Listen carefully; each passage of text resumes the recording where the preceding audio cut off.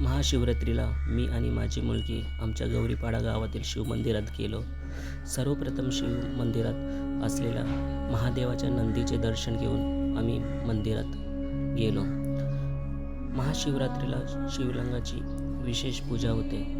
पंचगव्य म्हणजे गाईचे दूध, तूप, शेण, गोमूत्र आणि दही लावून शिवलिंगाला अभिषेक करतात. त्यानंतर दूध, दही, तूप, मध आणि साखर या पंचामृताने शिवलिंगावर लेप देतात. त्यानंतर धोत्रा आणि बेलाचे पाने तसेच पांढरी फुले वाहून पूजा केली जाते. येणाऱ्या भाविकांसाठी शेंगदाणा, खजूर, खिचडी, कलिंगड प्रसाद दिलं जातं. तसेच गावचे ग्रामस्थ मंडळीसुद्धा या कार्यक्रमाला उपस्थिती असतात.